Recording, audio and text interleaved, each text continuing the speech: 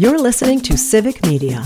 You can tune into any of our live shows on any radio station across the state with the Civic Media app. Find us in your phone's app store and listen anytime, anywhere. This is your WLCX Daily News Roundup for the Eagle 1490 AM in La Crosse.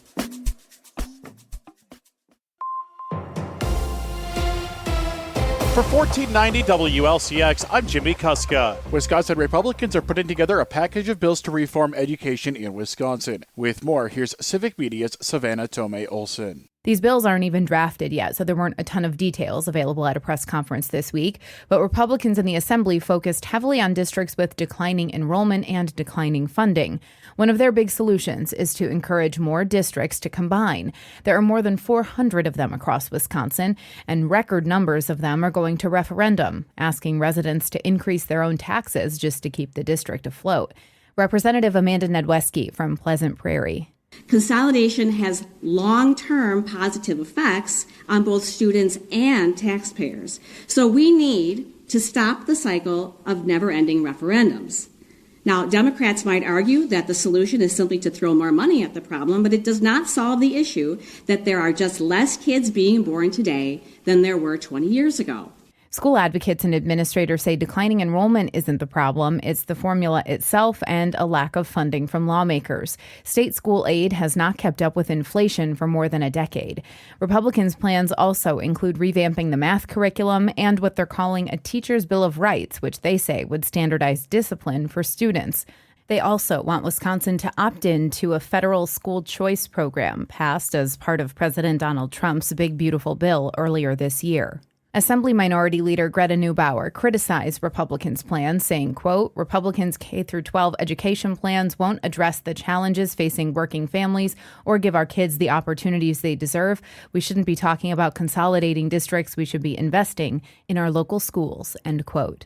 For Civic Media News, I'm Savannah Tomei-Olson. Some of the Republicans' proposals have already been brought up in the legislature in past sessions and failed. Gas prices in Wisconsin stay under $3 per gallon. With more, here's Civic Media's Melissa Kay. Average gas prices took a slight dip in Wisconsin, dropping 2.2 cents over the last week. The average on Monday is $2.95 in the state. This is 7.9 cents per gallon higher than a month ago, but over 10 cents lower than this time last year. Prices have been volatile in the Midwest in recent weeks. A refinery in Indiana experienced a temporary outage because of severe weather. With the restart of BP's Whiting refinery, Great Lakes states saw significant relief. The transition to winter gasoline is just a week away for most areas, and OPEC Plus announced an increase in oil production starting in October.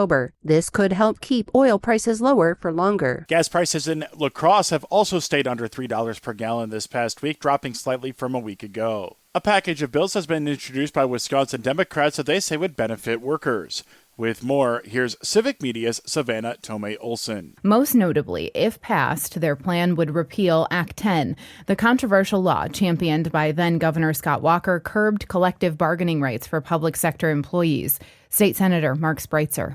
This proposal will restore workplace fairness and ensure that those who benefit from union representation are contributing their fair share, so that we can build strong unions that can make sure we have good wages and working conditions for everyone. The bills would also strengthen laws against misclassification. That's basically where employers can call their employees independent contractors when they're really not. Democratic lawmakers say that can have a wide range of impacts. Businesses can avoid paying payroll taxes and unemployment, and they don't have to provide health and safety benefits. Larry Statz owns his contracting business. He says companies that misclassify their employees are saving so much money, they're able to undercut businesses who are following the law, like his. More and more competitors have adopted the illegal business model of misclassification, where they mislabel their actual workers as independent contractors.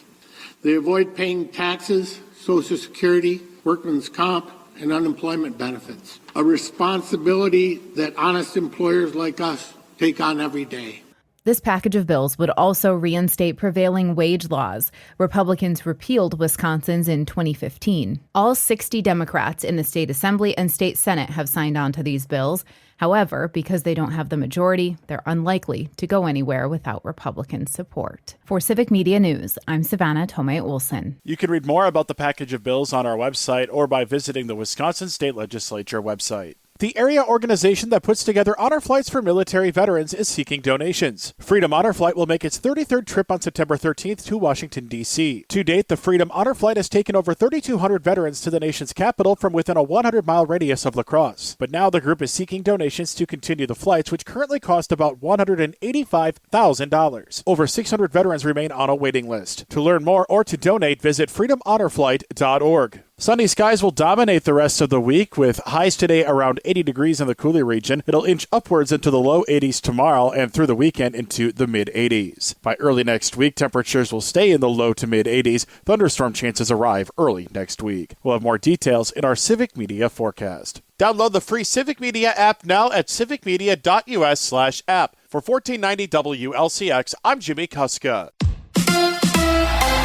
The Packers in prime time. Hi, I'm Mike Clemens with sports from Lambeau Field in Green Bay, where the Packers play the Washington Commanders tonight. Green Bay 3-point favorites to win. Jordan Love asks if he likes playing in night games. I like playing in whatever game. No matter what game it is, I'm ready. Obviously, we don't get to pick and choose which games or prime time, things like that. But man, every game is an opportunity to go out there and win the game. So it doesn't matter when it is, what time, where we're playing at. I'm ready for each game. Baseball, the Brewers headed home. They open a series tomorrow night in Milwaukee against the St. Louis Cardinals after being swept by the Rangers. Final score yesterday 6-3. Pat Murphy. Still proud of our guys. I love our guys. It's not lack of effort, guys. It's not letting down. It's maybe the opposite. They're exhausted. We're beat up. We're injured. And things did not go our way this week. You guys saw it. That has to happen sometimes in baseball. That's Brewers manager Pat Murphy with sports. I'm Mike Clemens.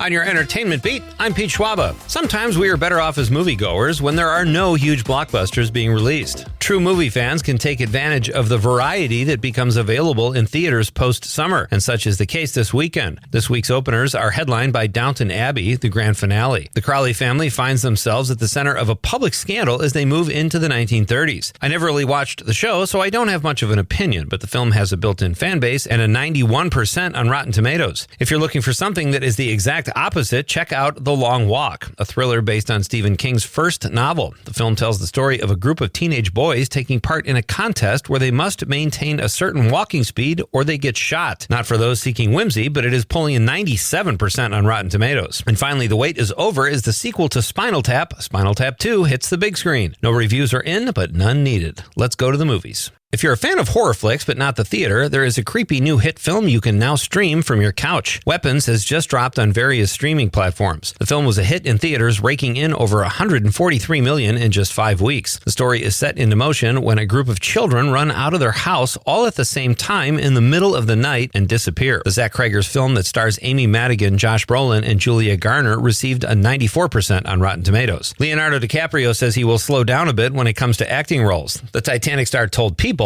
he will be more picky when it comes to the roles he takes. His new film, One Battle After Another, is directed by Paul Thomas Anderson, who also directed one of Leo's faves, Boogie Nights. DiCaprio says he couldn't do Boogie Nights because he was shooting Titanic at the time and doesn't regret the decision, but if he could go back in time, he would do both Oscar-nominated films. One Battle After Another hits the big screen September 26th. The Secret Lives of Mormon Wives star and founder of the soft swinging group on TikTok called Mom Talk will be the new Bachelorette. Taylor Frankie Paul will have her pick of men on national television. But be careful, attention-seeking hot guys, because she is no stranger to scandal. Paul, the mother of two, confessed that she and other couples in the community were soft swingers, meaning she and her husband regularly made out with other couples. Once you get a look at Taylor Frankie Paul, you'll realize why all the other husbands wanted a French kiss her. In addition to two hot first names, she has perfect eyebrows. According to the New York Post, the soft swinging resulted in a pregnancy for Paul by another husband. That must have been some kiss. Beware though, Bachelor, she was also charged with a third-degree felony for throwing something at her first husband that accidentally hit her child. Don't worry, the charges were dismissed, paving the way for Paul to choose another potential baby daddy on national TV.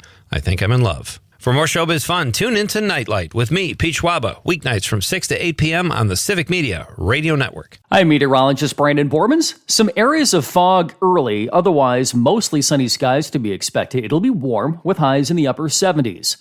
Partly cloudy skies tonight with a low of 53. Even warmer on Friday with mostly sunny skies, a high of 82, 85 on Saturday. Right now, it's 57. That's your WLCX Daily News Roundup from Civic Media. Subscribe to this podcast on Spotify, Apple, or wherever you find your podcasts. Find more news at lacrosseeagle.com. The national news cycle never stops, but it can be hard to find news about your local community. Civic Media is dedicated to providing quality local and state news coverage across Wisconsin. With the Civic Media app, you can get notifications about local stories that matter to you and your community. Find the free Civic Media app in your phone's app store and choose notifications from the menu to tell us what kind of news you want to hear about.